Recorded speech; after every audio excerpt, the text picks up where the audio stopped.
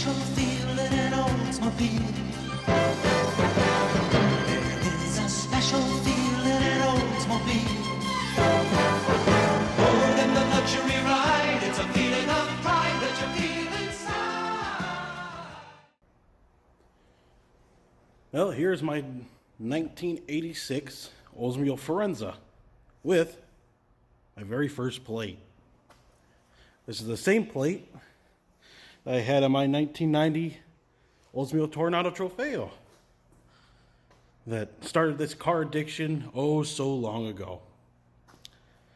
I even took this thing out for a test drive, which I'll put a little clip of it here.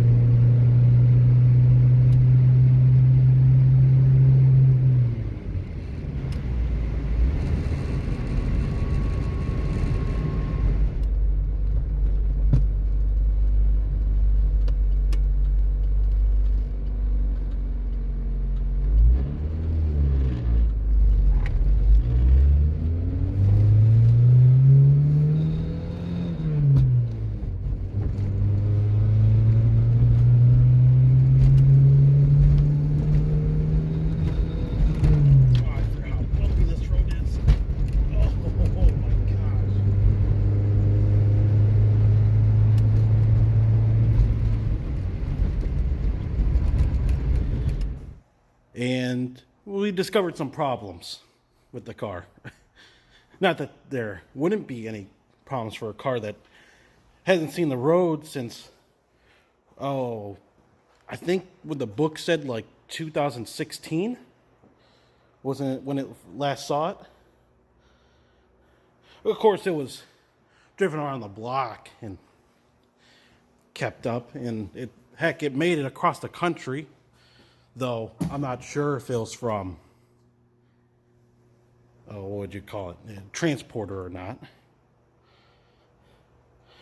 But it's not bad. A little bit of damage. I just noticed this here. I'm not sure when this happened, but there's a little crack right there. Let's move that. Yeah, that was probably already there, because you already see the bumper split right here. And the fender's bent in. I'm not sure if I should just look for a new front end, if I could even find one. I mean, not only is this car an Oldsmobile Oldsmobiles aren't made anymore, but it's also a Firenza, and a Firenza Cruiser at that, where the front ends are very hard to come by. This sort of front end was made from 1984 to, I believe, 86. I think this was the last year. It was 86, because in 87 they went to a like Cutlass Sierra style front end. And then on the 82 and 83s, this was all the polyurethane bumper, and there was no side markers. But, you know, to comply with U.S. laws, they added a side marker of sorts. Just kind of like how my Tornado has that little piece there and that little marker there. But, so, let me show you what I've done so far to get you up to speed. Unfortunately, the lift is kind of halfway in the way. Oh, and this side's locked. So I guess we're going to the driver's side. That's all right. There's noticed a couple rough spots on the top of the roof. But people call that patina nowadays, so I guess that's not a problem. One of the biggest problems right now, well, besides mechanically, is that both driver's side windows, this one doesn't go up and down and feels like it's going to snap. That one is just completely off the track, and I don't think it's connected to the regulator anymore. Something snapped in there. Let's see here.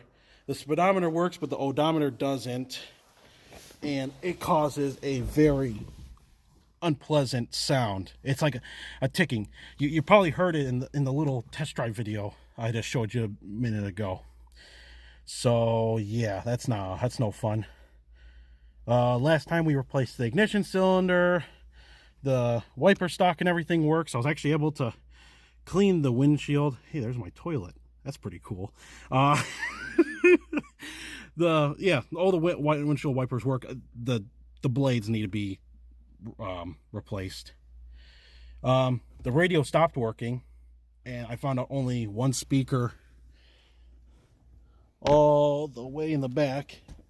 If I can, right in that corner there. That's the only one that works. So that's pretty cool. I still need to find a glove box lock. If anyone knows of where one is, let me know. Because, you're just driving down the road and then it just, it just pops on open. So, yeah, that's pretty cool. I still got the Oldsmobile seat here. So that's going to go away. Luckily, both passenger windows open, so I'm not dying. So that's pretty cool. So let's look underneath the hood here. Oh, where's it at? There it is. Let's take a look. And I'll show you what broke on the test drive.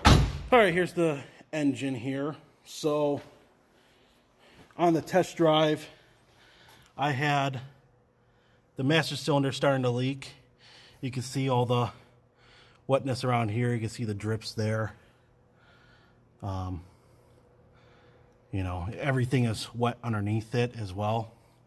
So the master cylinder is leaking. The brake booster itself looks like it was actually replaced not too long ago. I mean, all the paint's still on and everything, but the brake master itself is gone bad. And then, oh yeah, I redid the valve cover gasket, so this actually looks really nice, wiped down all the oil and everything, but PCV broke on me. That's why I ended up doing the valve cover, because the PCV broke and actually fell into the valve cover, so I had to pick up all those rubber pieces. So that was pretty cool. And then down here, just like my 83, the water pump is starting to leak. I guess it's not too bad.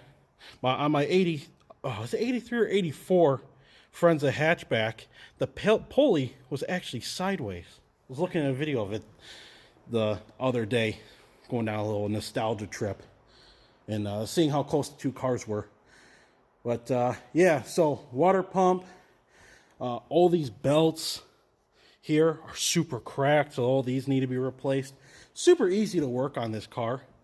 The AC system's still holding pressure. It is R12 though, but I have cans of that liquid gold. So we're going to recharge the AC system. I did find out the cruise control works. I need to tighten the bolt on it because it kind of just flops around. So that's not good. And yeah, like I said, brake master So I'll be replacing that all soon. I also got to replace the manifold. I have a new manifold for it. So we'll be replacing that. And then also the spark plugs and wires. I need to clean up all that. Look at all that oil that was just coming from that old valve cover gasket. Disgusting. So yeah, that's everything on the Firenza that's broken and what we'll be repairing in the near future. There's also a couple of things with the rear hatch that I have to replace, but it's just like trim pieces. So I'll probably show off the water pump and the brake master, because that's easier to film than, say, windows and stuff. You know, I got a very wide body. Oh, and that was one other thing. I found out that right here, and you can see water or coolant coming out from that, the reservoir is broken. So if anyone has a reservoir and a glove box lock, please let me know. I definitely need those. They're super hard to find parts for these cars. So any help helps. So thank you again for watching, and I shall see you in the next video.